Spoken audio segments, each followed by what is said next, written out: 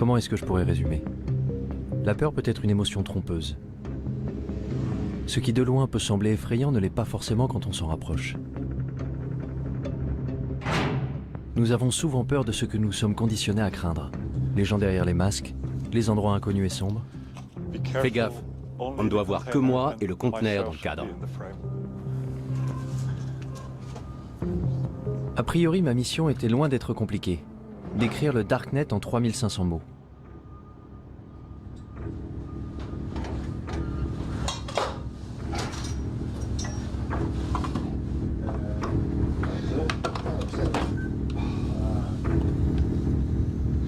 Alors comment je m'étais retrouvé là? Dans un conteneur clandestin à la périphérie de Berlin, avec 2 crypto-anarchistes sans visage me faisant faire le tour de leur lab. Non, tu ne filmes pas mes doigts. Jamais? Compris? Ok. Un des trucs qui m'intéresse en ce moment, c'est de fabriquer un dispositif qui reproduise la norme de communication vocale sécurisée de l'armée américaine, mais qui serait accessible à tous. Comme ça, n'importe qui pourrait se connecter avec ce petit appareil et crypter sa voix en utilisant les lignes téléphoniques traditionnelles. Mais qui cette puce aiderait-elle au final? Des terroristes pour voler à couvert? Ou des révolutionnaires dans les régimes dictatoriaux? Quand j'étais jeune, j'ai lu 1984. Et c'était comme... En un sens, il était visionnaire, mais d'un autre côté, il était très optimiste, parce qu'il ne pouvait pas imaginer les développements technologiques que nous avons connus depuis. Et d'un point de vue technologique, c'est déjà bien pire. Ça donne une société qui vit en état de surveillance permanente. 1984? Je suis né en 1984. Oui, ça c'est moi juste là. C'est précisément l'année qu'Orwell avait imaginé comme étant le début de la fin de notre vie privée. Un monde dans lequel Big Brother nous surveillait en permanence. Mais personne n'y prêtait vraiment attention. Pourtant, c'est cette année-là que les familles heureuses ont pu installer le premier ordinateur Macintosh chez elles. Hello, I am Macintosh. 10 ans plus tard, ma génération serait déjà dépendante aux écrans.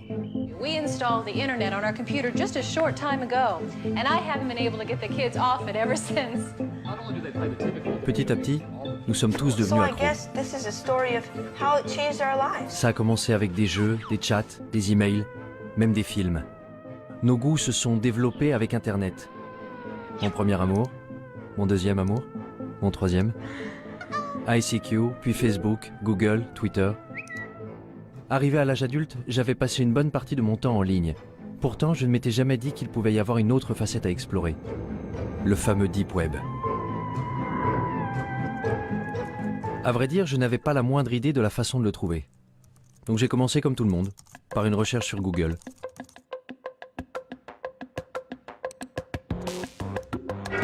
What lurks beneath the surface of the internet? The deep web. What is it exactly? Well, it's kind of a vague term because it's comprised of anything that's just not indexed by search engines. Ok, tout ce qui n'est pas indexé. Je n'irai donc pas bien loin avec Google. If we want to compare the size, then one great analogy is that the surface internet, the stuff that's indexed by Google, that would be sort of like the tip of an iceberg. La partie émergée de l'iceberg? The majority of users can only access 1% of all the information the World Wide Web has to offer. The rest, deep beneath the surface, is known as the deep web. Donc le Deep Web est une sorte de dépôt de données inaccessibles, rempli par les banques, les gouvernements, les entreprises, et contenant en plus une partie invisible? There's the regular internet, and then there's something called the darknet, an underground system of anonymous websites that are untraceable. Qu'est-ce que le Darknet? Pendant longtemps, tous ceux qui voulaient agir en secret, acheter de la drogue ou des objets volés, trouvaient que c'était très difficile à faire dans le monde réel. Parce que dans le monde réel, il faut rencontrer le vendeur et ensuite, il faut le payer d'une façon ou d'une autre.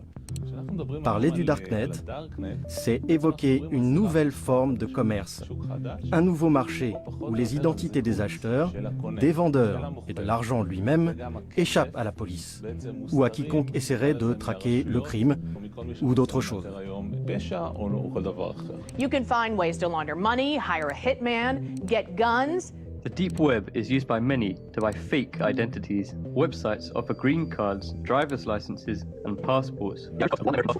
Some use it for more sinister reasons, such as human trafficking or drug exploitation. Ok, tu vois ça? C'est un système d'exploitation conçu pour les hackers.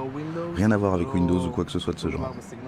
Un système d'exploitation élaboré spécifiquement pour le piratage informatique. Tel Aviv est un hub pour les experts en cybersécurité. Ça n'a donc pas été difficile de trouver Danor Cohen, un pirate informatique white hat, qui agit pour la bonne cause. La première chose que Danor m'a montré, c'est à quel point ceux qui utilisent l'Internet ouvert sont vulnérables et exposés. Tu vois ça? Il y a le mot de passe réseau. Incroyable, non? Maintenant, imagine que tout est secret, tous tes mots de passe bancaires, ton Gmail, ton Facebook, toutes tes conversations privées, que tout ça soit visible avec un seul mot et envoie. En faisant le tour du quartier, Danor avait pu s'introduire dans l'ordinateur de pratiquement tous les gens à 100 mètres à la ronde.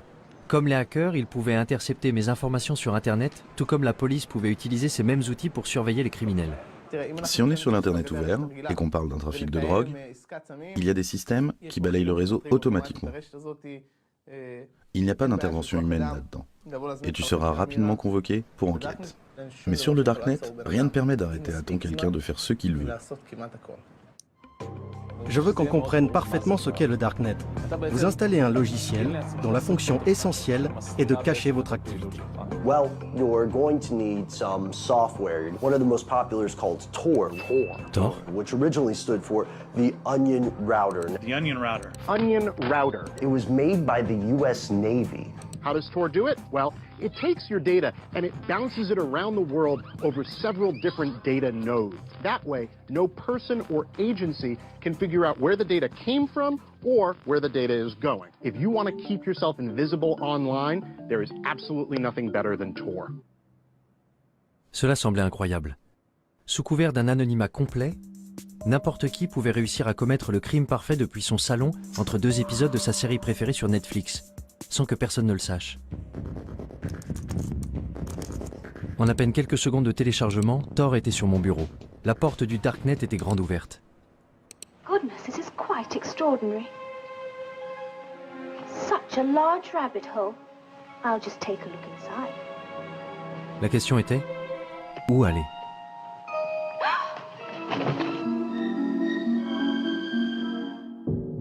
Mon premier arrêt a été le wiki caché. Ce n'était pas vraiment différent d'une page Wikipédia classique, seul le contenu était un peu plus... enfin, je sais pas, voyez vous-même. Des drogues, beaucoup de drogues. De l'herbe, de la cocaïne, de l'héroïne, de la méthamphétamine en cristaux. L'anonymat est quelque chose de très difficile et de rare à obtenir. Et pour cela, Tor est ce qu'il y a de mieux. Si je devais faire quelque chose d'illégal, j'utiliserais Tor pour le faire. Et la liste s'allonge avec des tueurs à gages, des offres pour éliminer des hommes politiques. 58 000 € pour tuer un journaliste? Comment? C'est tout ce que je vaux? Les portes sont grandes ouvertes. Rien ne peut vous arrêter. Il n'y a pas de loi, pas d'ordre, pas de justice, rien. C'est pour ça que Tor est dangereux. Très dangereux. Les drogues et les armes n'étaient pourtant que la surface du Darknet. Il y avait de nombreux groupes et forums communautaires pour satisfaire les désirs les plus sombres de l'humanité. Les néo-nazis y avaient évidemment fait leur place. Ensuite, il y avait ceux qui donnaient dans la torture animale, les 10 principales raisons de tuer un gosse, mon Dieu, de la pédophilie. L'endroit le plus bizarre que j'ai trouvé, ça doit être le Cannibal Café, au service de l'humanité. Ah ouais? Vraiment? Je peux vous raconter des réunions avec des officiers de police où ils s'arrachaient les cheveux. On ne sait pas quoi faire avec ce truc. C'est un cauchemar. Un Sodome et Gomorrhe virtuel moderne. Ça ressemblait vraiment à un cauchemar. Si les règles du jeu changeaient, comment faisait la police pour rattraper son retard? Et avait-elle au moins une chance de pouvoir le rattraper? Ça tourne? Je peux commencer? Je suis curieux de savoir comment le Darknet a changé l'apparence du crime. Le visage du crime a changé. Aujourd'hui, on voit que le crime passe de plus en plus du monde physique au monde en ligne. Pourquoi? Tout simplement parce que les gens ont tendance à croire que dans le monde en ligne, ils sont plus anonymes et peuvent commettre des crimes sans se faire prendre. Si vous allez sur le Darknet, et je suppose que vous l'avez fait, vous trouverez des gens qui cherchent à acheter X, Y ou Z, qui sont pour la plupart des choses dont la possession et la vente sont illégales. Ça peut être des drogues, des armes, de la pédopornographie, des logiciels malveillants ou encore certains services, à commencer par les virus informatiques, les hackers alloués et ainsi de suite, jusqu'au meurtre. La liste des cybermenaces s'est allongée tant et plus. Mais je me demandais, est-ce que cacher son identité en ligne est un crime en soi? Concernant cette question de l'anonymat, vous considérez que c'est quelque chose de mal, quelque chose de bien, ou ça vous est égal? Vous savez, notre travail consiste à faire respecter la loi. En Israël, le travail qui consiste à établir les normes sociales est du ressort des législateurs. Je ne pense pas que ce soit à moi de dire si une personne doit pouvoir être anonyme. Je peux dire que l'anonymat pousse les gens à croire que s'ils commettent un crime, on ne les attrapera pas. Et c'est une erreur. Ce n'est pas vrai. Alors penser qu'on pourrait absolument tout planquer en ligne serait illusoire? La police pouvait-elle vraiment trouver n'importe qui se cachant dans le Darknet? Il m'a fallu poser un certain nombre de questions intrusives et embarrassantes avant que je trouve quelqu'un de ce monde numérique souterrain qui accepte de me rencontrer en personne. Mais où se rencontrer dans la vraie vie? J'avais peut-être vu trop de films, mais un entrepôt abandonné me semblait approprié. Je suis quelqu'un de très normatif, c'est vrai. J'ai même l'âge d'être grand-mère. Le fait que ce soit sombre et tout ce qu'ils disent à propos de la pornographie et des drogues, mais au final, c'est juste un moyen. C'est un marché comme un autre, un marché noir, mais c'est juste un moyen. Je vois ça comme quelque chose de très positif, tant que vous restez fidèle à vos principes. Vous ne me verrez pas chercher de la pornographie ou des sites de paris en ligne, parce que ça ne m'intéresse pas. En revanche, des tueurs à gages, peut-être. J'étais furieuse de ne pas pouvoir acheter là où je voulais un produit que je voulais. J'ai fait une recherche sur Internet et j'ai appris l'existence du navigateur Tor. J'y suis allée et j'ai vu par moi-même. C'est un monde fascinant. C'est une poudre qu'on utilise pour faire du hash soi-même. Beaucoup de gens le font. De la cocaïne? De la cocaïne aussi. Les médecins prescrivent bien de la Ritaline. Pourquoi commander la cocaïne illégalement? C'est ce qui vous met en colère? Il n'y a pas de raison d'être en colère, c'est une vitrine. Ils ne font que montrer leurs marchandises. Et bien sûr, Shoshi n'était pas du tout telle que je l'avais imaginée. Elle ressemblait plus aux amis de ma mère qu'à quelqu'un qui utilisait le Darknet. Allez, ça ne vous fait quand même pas un peu peur? Ce n'est pas effrayant. Ce qui est effrayant, c'est ce que vous en faites. Vous pouvez faire de mauvaises choses avec, c'est vrai, mais le Darknet en tant que tel n'est pas effrayant. J'ai tendance à être méfiant vis-à-vis des gens qui me disent qu'il n'y a rien à craindre. Le Darknet n'était-il pas vraiment qu'un marché noir équivalent à eBay? La technologie a toujours eu un double visage, selon l'usage que l'on en fait. Prenez l'imprimante 3D par exemple. Fais descendre l'arme. Roy Cezana en a utilisé une pour imprimer en 3D un revolver dont il avait téléchargé le modèle sur le Darknet. Puis il est entré en douce dans un rassemblement universitaire où il y avait les hommes politiques les plus importants d'Israël. Il a dit que le plus drôle dans tout ça, c'est que tout le monde était debout autour et regardait. Le côté spectaculaire, c'est cette fabrication rapide et personnalisée. C'est ce qu'on appelle le rapid manufacturing en anglais. Autrefois, la production ne pouvait se faire que dans des usines géantes valant des millions de dollars. Aujourd'hui, n'importe qui peut avoir ces machines à la maison. Une imprimante 3D qui peut servir à imprimer un revolver. Les gens ont ça chez eux. Mais ce n'est pas donné à tout le monde d'imprimer une arme à feu aussi facilement. Il faut télécharger le plan quelque part. Et d'où vient le plan? Il vient du Darknet. Une fois que quelqu'un a téléchargé le plan, il peut le regarder à l'écran et décider de déplacer le percuteur ici, la gâchette là, et concevoir une arme légèrement supérieure. This is called the lower receiver. This doesn't have a serial number and it doesn't require a background check. Et s'il se rend compte qu'il a créé une arme supérieure à l'original, que fera-t-il? Il téléchargera son plan sur le réseau. This is a ghost gun.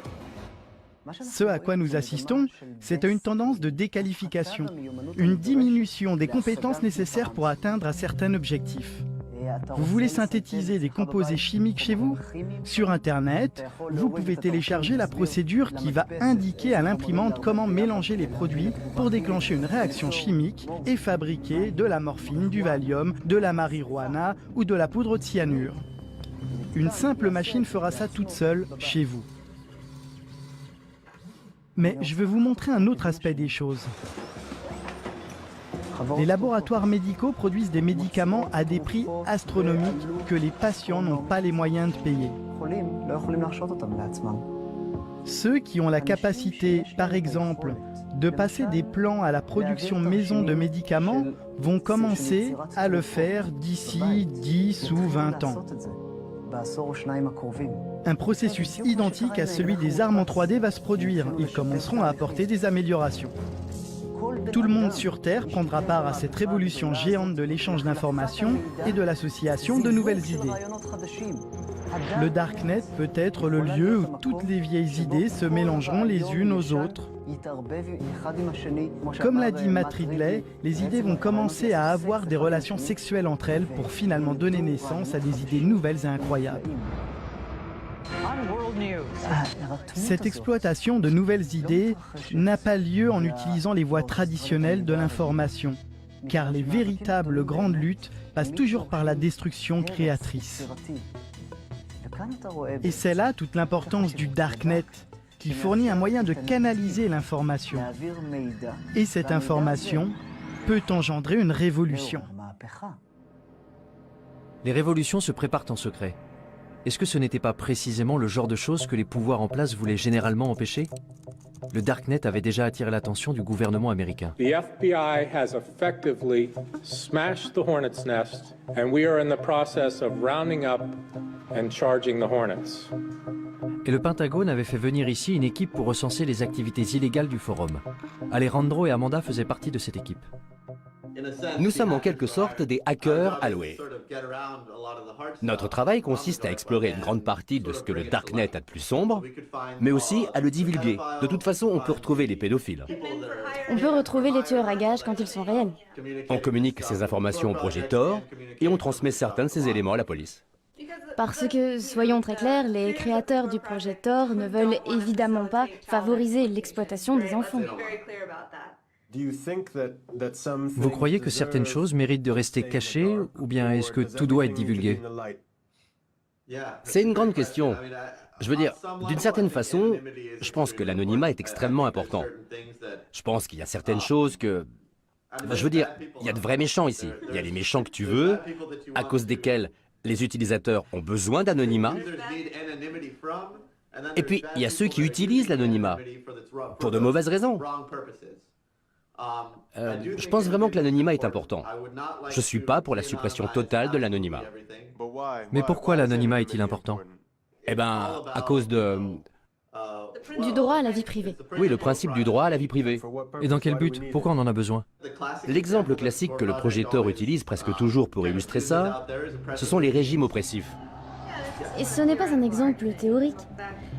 L'histoire montre qu'à chaque fois qu'il y a un progrès révolutionnaire, ça commence toujours de façon clandestine. Quand j'y pense, je me dis que si, disons dans le cas d'un scénario futuriste et apocalyptique, si mon gouvernement s'en prenait à moi et que je veuille par exemple entrer en rébellion, je voudrais que quelque chose de ce genre existe. C'était vraiment la dernière chose que j'aurais pensé entendre venant d'un employé du gouvernement américain. Entendre que, bien qu'enfouis au fin fond de leur cerveau, il y avait un scénario digne d'Orwell. Le genre d'idée qu'on prête davantage aux anarchistes. Instead of privacy, we have permission. It's about control, isn't it? It's about the incremental eradication of freedom. C'est Julia Touriansky, une propagandiste anti-étatique autoproclamée. Don't police me. Statism is death. Mon Dieu. Join me in my love affair with freedom. Vie privée, contrôle, liberté. This is Anarchast. C'étaient les maîtres mots d'un petit groupe qui militait pour de nouvelles alternatives face à un système défaillant. Les gens ont très facilement peur de la nouveauté. Et ça, ce sont des idées nouvelles. Hacker, anarchiste, darknet, des mots qui sonnent louches. Voici les crypto-anarchistes, la branche d'un petit groupe de technophiles qui s'est constitué au tout début d'Internet, les cypherpunks, où cypher signifie chiffrement. What is a cypherpunk? What do you guys stand for? Cypherpunks are cryptography activists. We believe in personal privacy for everybody. Ce sont les cypherpunks qui ont été à l'origine de la toute première version d'un darknet, ce qu'ils avaient appelé le blacknet. Americans are not prepared to face the fact that they're living in an electronic police state. Si quelqu'un pouvait compléter mes informations sur le darknet, c'était forcément eux. Tous étaient rassemblés à l'Institut de crypto-anarchie dans le centre de Prague.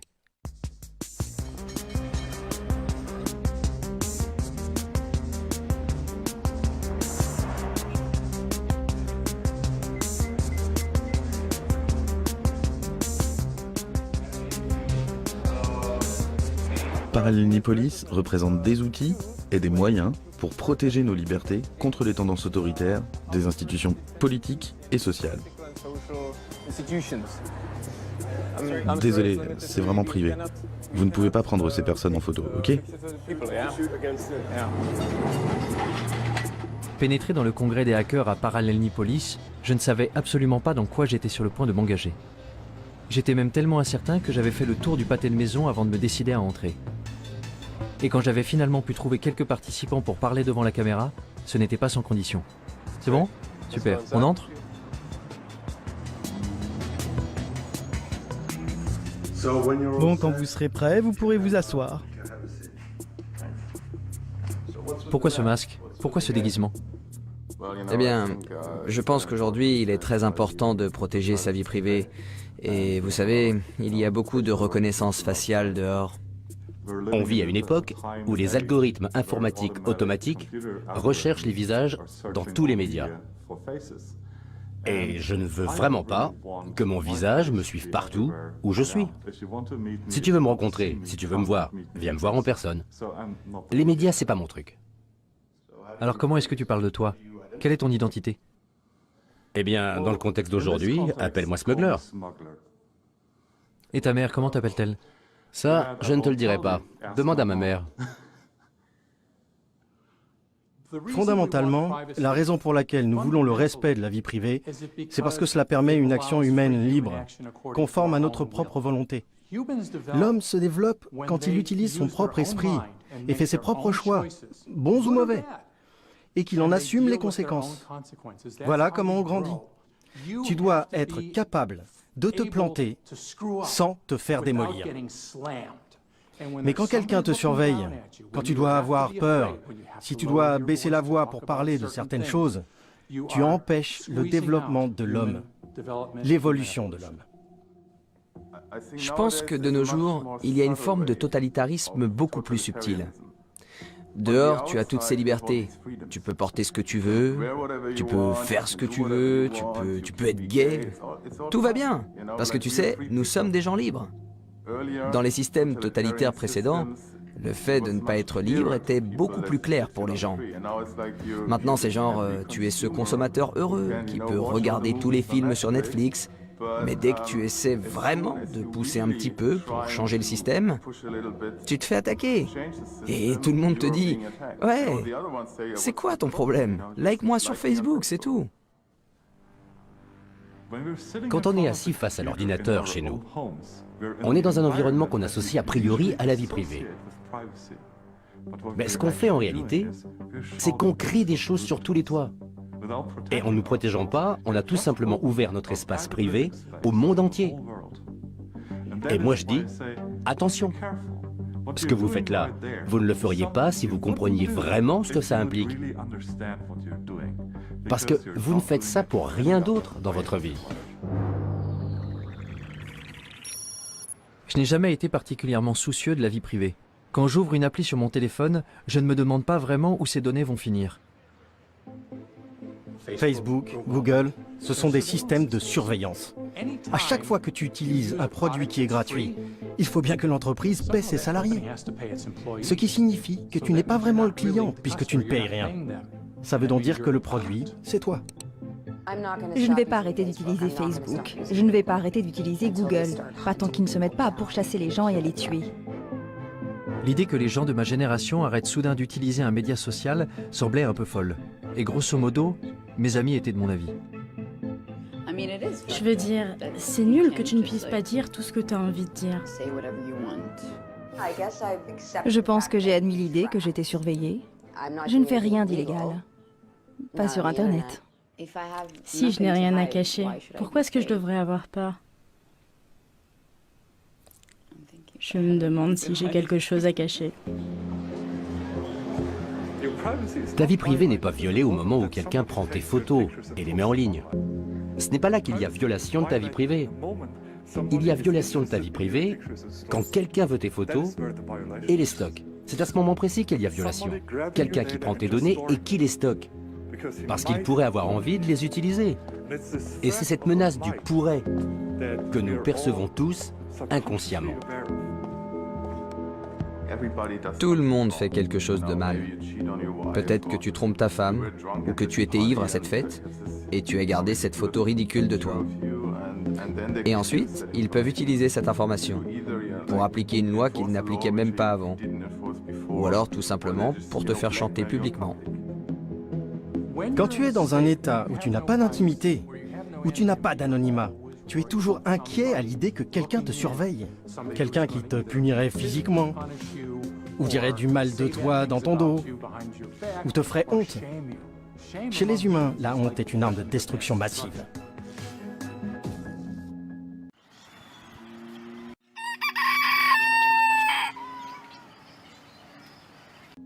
Alors que devons-nous faire pour préserver notre liberté? Porter des masques? Pendant tout ce défilé de mode imprimé en 3D, je n'arrêtais pas de penser à quel point il était paradoxal de croire qu'on ne pouvait être libre qu'en se cachant. Particulièrement en Occident, où nous sommes tellement habitués à tout exposer. J'étais au Caire au moment du printemps arabe, en même temps que Shira Frankel, qui écrivait sur les événements dramatiques qui s'y déroulaient. Désormais, elle écrit pour BuzzFeed des articles sur les technologies de cryptage comme Tor. En Occident, on croit que le Darknet est noir et diabolique et malveillant, alors qu'ailleurs dans le monde, on ne l'appelle pas le Darknet. On ne le voit pas comme un terreau diabolique. On considère que c'est un lieu pour échanger l'information librement et en toute sécurité. J'ai rencontré des militants LGBT dans certains pays d'Afrique et du Moyen-Orient qui considèrent que c'est un des seuls refuges qui leur reste. Et quand je leur dis qu'aux États-Unis nous l'appelons le Darknet, que c'est comme ça que nos hommes politiques l'appellent, ils rient et ils trouvent que c'est absurde. Ils disent « Mais c'est là où nous sommes en sécurité, c'est là que nous pouvons parler, c'est là que je peux être moi-même en sécurité. » Il y a donc de grandes parties du monde où le simple fait d'être connecté suffit à vous faire arrêter. Alors pour ces gens qui savent qu'ils ne sont pas en sécurité en ligne, qu'ils ne sont pas en sécurité, ne serait-ce que pour envoyer des emails ou faire partie de groupes Facebook, les technologies cryptées peuvent effectivement être une bouée de sauvetage. Je pouvais comprendre cette nécessité du Darknet pour ceux qui vivent sous un régime dictatorial. Mais la liberté est un des fondements des sociétés démocratiques, non? Aujourd'hui, nous sommes à la croisée des chemins entre deux systèmes gouvernementaux en compétition. D'un côté, celui dans lequel Big Brother contrôle la vie de ses citoyens, et de l'autre côté, la domination des masses. Le gouvernement tente de se sécuriser et de sécuriser ses citoyens. Pour cela, il doit arrêter la menace que représentent les loups solitaires, les terroristes. Ceux qui voudraient faire tomber le gouvernement par la force.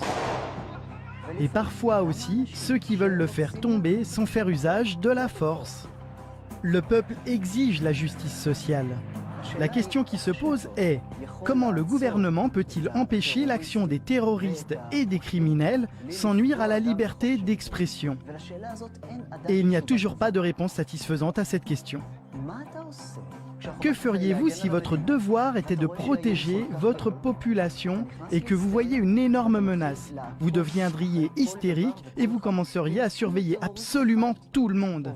Parce qu'un seul terroriste qui vous glisserait entre les doigts représenterait un tel danger que vous ne pourriez tout simplement pas prendre le risque de commettre une seule erreur. S'il suffisait d'un terroriste pour nous rendre hystériques, alors 19 d'entre eux répartis dans 4 avions avaient suffi à mettre le feu au monde entier. Dans les mois qui avaient suivi le 11 septembre, le Congrès américain avait adopté le Patriot Act et la NSA avait mis en place les programmes de surveillance massive qu'elle souhaitait faire adopter depuis des années. I take the threat of terrorism seriously, and I think we all do. Il allait falloir plus d'une décennie avant que Snowden révèle que la NSA ne s'était pas contentée de surveiller les terroristes. Elle avait également espionné des millions d'Américains innocents. I think it's really disingenuous for the government to justify programs that have never been shown to keep us safe, but cost us liberties and freedoms that we don't need to give up. Quand je suis revenue aux États-Unis et que je parlais aux gens des fichiers Snowden, beaucoup d'entre eux haussaient plus ou moins les épaules en disant « Et alors, qu'est-ce que tu crois? Bien sûr que le gouvernement fait ça, bien sûr que le gouvernement nous surveille de telle et telle façon. » Et là, j'ai trouvé que c'était intéressant.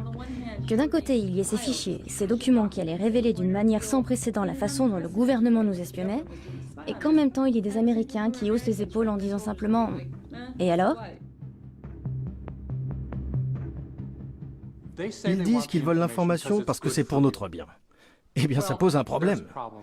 D'abord, parce qu'ils recueillent et récupèrent absolument tout ce qu'ils peuvent, uniquement parce qu'ils en ont le pouvoir, et aussi parce que, pour être honnête, si vous êtes au gouvernement, si vous faites ce genre de travail, il y a de grandes chances pour que vous ayez une sorte de tendance obsessionnelle au contrôle, psychologiquement parlant. Ils aiment contrôler. Ils ne veulent rien laisser au hasard. Quelque chose de grave pourrait arriver si nous ne contrôlons pas cela. Sauf que quelque chose de grave peut toujours arriver. Mais si on va par là, c'est sans fin. On peut voir dans les notes internes de la NSA que le gouvernement des États-Unis et la NSA avaient commencé à faire circuler des documents dans lesquels ils enseignaient à leurs agents les failles non pas des terroristes, mais de prédicateurs musulmans. Lorsque le gouvernement commence à lister les failles de prédicateurs musulmans, on désigne un et dit « lui, il regarde des pornos en ligne ». Tout à coup, le gouvernement a le pouvoir, juste comme ça, de détruire la réputation et la crédibilité de toute personne dont il n'approuve pas le message. I have a dream that one day this nation will rise up. Peut-être, je dis bien peut-être, que même pour les plus grands prédicateurs, comme Martin Luther King, qui entre parenthèses trompait sa femme à gauche et à droite et fumait de l'herbe, ce qu'il essayait de cacher, peut-être que ce serait pareil, et que s'il était vivant aujourd'hui et s'apprêtait à fonder le même mouvement pour donner des droits aux Noirs en Amérique, le gouvernement pourrait l'en empêcher très facilement. Et s'il est possible de faire ça à n'importe qui, jusqu'où cela peut-il conduire l'État? Quand les voix opposantes sont plus entendues? Quand il n'y a pas de véritable démocratie pour pouvoir forcer le gouvernement à changer de cap et à choisir une direction plus stable? Cela augure des temps obscurs. Si c'était le cas, où le prochain Martin Luther King pourrait-il alors diffuser son message? Pour les crypto-anarchistes réunis à Prague, la réponse était claire. Dans des endroits comme le Darknet. Mais pour eux, la diffusion du message n'était que la première étape. L'étape suivante consistait à construire des systèmes pour remplacer entièrement ceux du gouvernement. Les crypto-anarchistes sont des anarchistes qui croient en l'utilisation de la cryptographie pour créer une zone libre, une terra nova, un territoire libre entouré de murs de cryptographie. Grâce à la cryptographie, ils peuvent discuter, utiliser des monnaies cryptographiques et créer, dans une très large mesure, un monde séparé dans lequel ils peuvent évoluer. Mais comment ce monde séparé pourrait-il bien fonctionner si nous sommes complètement dépendants de l'État? Ce que l'État crée, c'est un amas de bureaucratie, des tâches dénuées de sens que l'on doit faire chaque jour, comme aller au bureau et subir toutes ces taxations. Mais l'État répond également à des nécessités premières, comme la sûreté, la sécurité, les routes et tout le reste. Cependant, toutes ces choses peuvent être fournies par le secteur privé au moyen d'outils décentralisés. Donc, tout cela peut être pourvu par des fournisseurs internationaux, ou par un fournisseur d'un tout autre pays. Les frontières n'ont plus aucun sens dans cet environnement. Car sur le Deep Web, l'endroit d'où tu te connectes, ça n'a absolument aucune importance. Donc l'alternative à l'État dans les systèmes grandissants du Dark Web est un appel à la révolution? J'ai finalement réussi à trouver Julia Touriansky, dont les clips tape à l'œil sur YouTube m'avaient conduit à Prague. But you cry, prove anarchy works, and we say, welcome to anarchy, population everyone. Y avait-il une chance pour que les idées anarchistes soient un peu plus pragmatiques de vive voix? Vous savez, je pense que les gens ont besoin de conseils.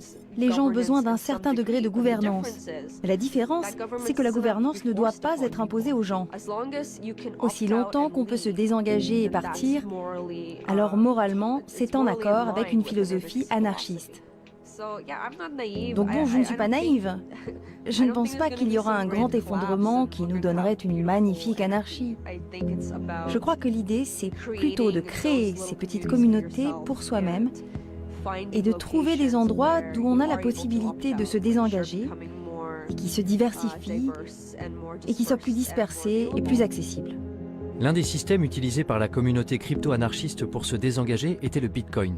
Une crypto-monnaie permettant d'effectuer des transactions en ligne de manière anonyme et qui avait déjà fait les manchettes des journaux du monde entier. Et une fois que vous avez la monnaie virtuelle, vous n'êtes pas très loin de commencer à bâtir des États virtuels.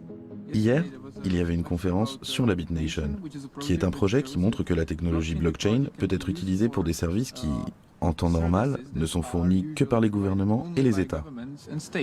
BitNation is creating a new world where thousands or millions of nations actually compete for customers by offering better services. It's a world where everyone can choose. La BitNation est une nation, et être une nation implique de connecter entre eux des gens qui partagent des valeurs similaires, familiales, etc. Nous sommes d'accord. Donc je dirais que la BitNation est un État apatride. Si vous dissociez la gouvernance du territoire, vous n'avez pas à craindre pour vos propres principes de gouvernance. En parallèle de l'État apatride, il y aurait des crypto-marchés en ligne pour les produits de tous les jours. En gros, la version familiale et conviviale de ce que j'avais déjà vu sur le Darknet. Il y aura des crypto-marchés décentralisés, anonymes, qui seront techniquement impossibles à fermer par le gouvernement. Le système financier et social va s'effondrer. Aucune approche rationnelle ne peut dire comment le système social va pouvoir survivre, surtout quand il y a tellement de personnes âgées et seulement un petit nombre de gens jeunes et productifs. Je pense donc que le système social du gouvernement va s'effondrer. Et donc passer à quelque chose de totalement nouveau peut être une bonne chose. Le gouvernement qui s'effondre, des systèmes parallèles pour le remplacer. Les crypto-anarchistes étaient dans la droite ligne des cypherpunks et de ce qu'ils avaient écrit en 1988. Regarde ce que les cypherpunks écrivaient avant que la technologie d'aujourd'hui existe. Je veux dire, ils peuvent être fiers d'eux. Vous avez raison. Lire leurs écrits revenait un peu à lire une prophétie de science-fiction. À l'ère électronique, la vie privée est nécessaire pour une société ouverte. Tout ce qu'ils avaient prédit il y a plus de 30 ans était effectivement en train de se réaliser aujourd'hui. Bitcoin, construire des systèmes anonymes avec de l'argent électronique. Wikileaks, la crypto-anarchie permettra de mettre en libre circulation les secrets nationaux. Darknet, des systèmes qui permettent de faire des transactions anonymes. Crypto-marché, un marché informatique anonyme permettant d'échanger des biens illicites et volés. Ils avaient même prédit la façon dont les gouvernements répondraient à ces développements. L'État essaierait de ralentir la propagation de ces technologies au nom de la sécurité nationale. Chaque fois que quelqu'un fait quelque chose qui protège la vie privée, il ne se passe pas longtemps avant que le gouvernement et les médias officiels brandissent un de leurs arguments à la carte. C'est mauvais parce que terroriste, ou c'est mauvais parce que drogue. Ce sont effectivement de mauvaises choses. Oui, c'est mal d'être un terroriste, mais là, ce que le gouvernement fait, ou ce que les adversaires de la vie privée font en réalité, c'est qu'ils jouent avec notre corde sensible. Ok, voyons. Wikileaks, gouvernement des États-Unis. The United States strongly condemns the illegal disclosure of classified information. It threatens our national security. If this becomes a standard currency, it could radically and dramatically transform the role of central banks. A few years ago, we learned of an underground website called Silk Road. Our push for increased funding aimed at fighting cyber drug dealers. Silk Road a été associé au Darknet, jusqu'à ce que le gouvernement américain le ferme. C'était le marché le plus important du genre, avec des mouvements atteignant 1,2 milliard de dollars en produits, essentiellement de la drogue. The biggest criminal trial in the history of the internet is over this morning. The mastermind of the Silk Road website was sentenced to life in prison without parole.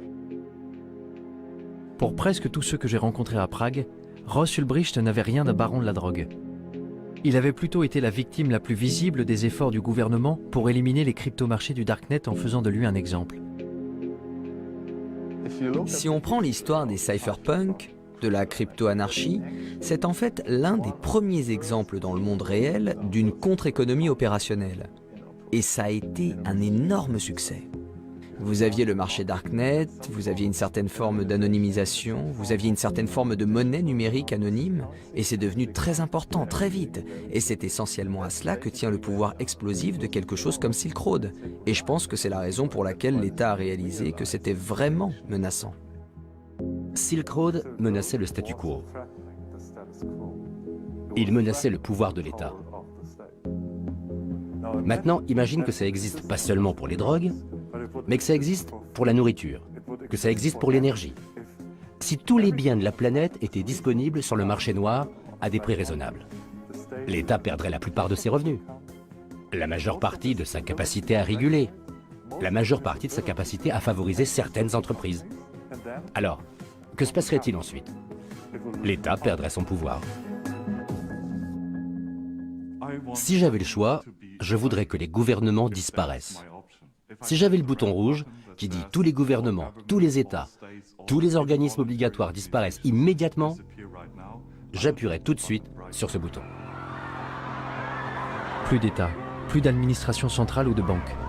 Que se passerait-il si on appuyait sur le bouton rouge? Un chaos absolu? Ou un nouveau départ? Je quittais Prague avec l'impression de revenir du futur. Mais un réveil brutal m'attendait dans le présent.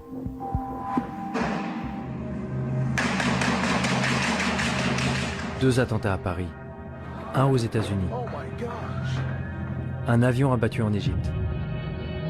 N'avions-nous pas effectivement besoin de protection plus forte vis-à-vis de ces gens, même au prix du sacrifice d'un peu de confidentialité? You can't have 100% security and also then have 100% privacy and zero inconvenience.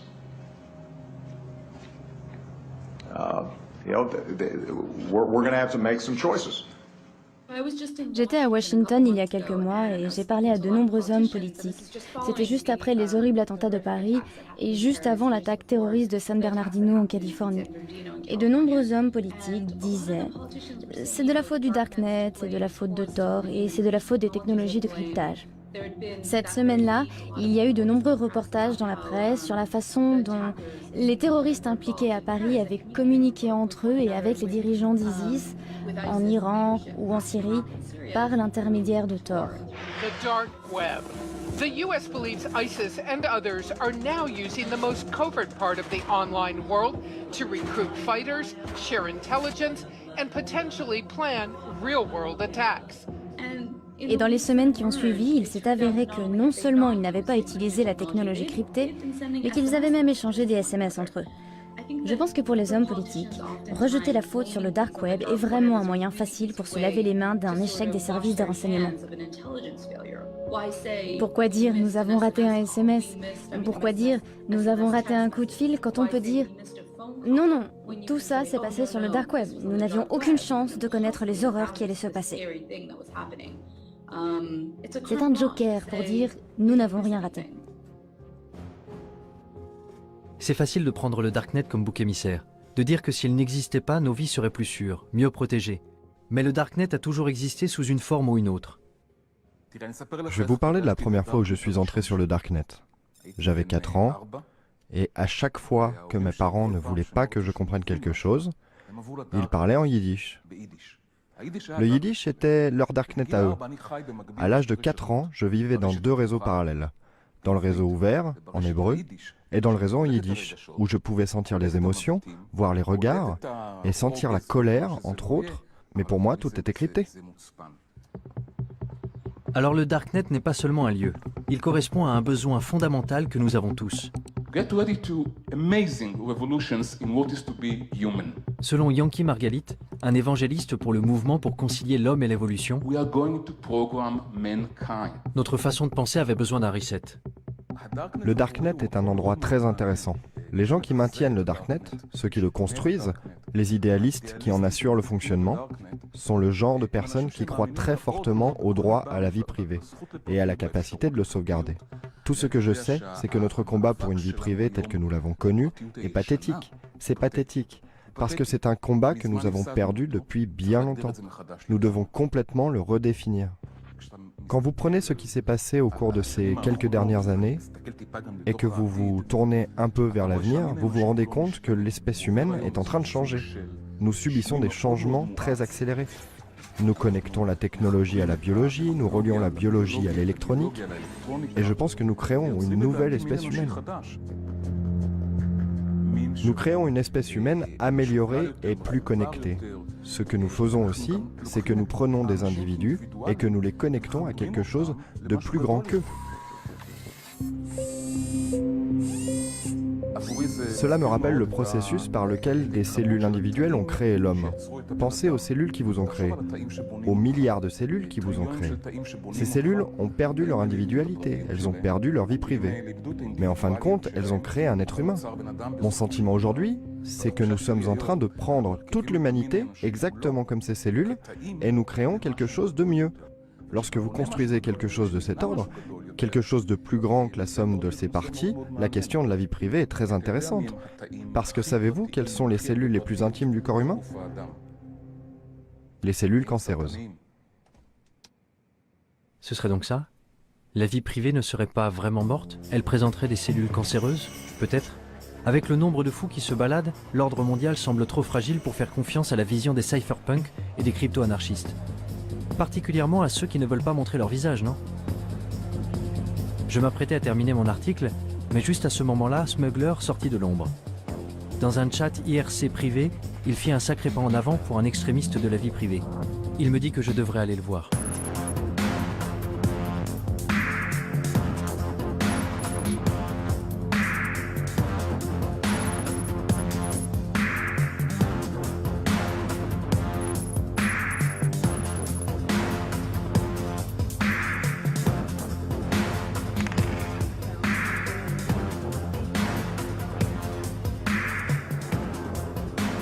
Se balader dans les rues de Berlin avec deux types masqués m'a mis un peu mal à l'aise, même si nous nous étions déjà rencontrés une fois. Je me demande ce que le chauffeur de taxi a bien pu penser. Réfléchis à ça. Psychologiquement, les raisons pour lesquelles tu étais nerveux et... Non mais regarde-toi. Mais la peur peut être une émotion trompeuse. De quoi était-je censé avoir peur au juste? Des cellules cancéreuses? Ou de renoncer à la vie privée et à l'individualité pour devenir un seul et grand organisme? Tu ne peux pas faire travailler tous les gens de la même façon. Et on observe ça aussi dans la nature. En agriculture, par exemple. Si tu utilises exactement les mêmes méthodes, exactement les mêmes cultures tout le temps, tôt ou tard, ton exploitation agricole déclinera. Parce que la réalité a besoin de la diversité pour se stabiliser. Coupe la caméra maintenant.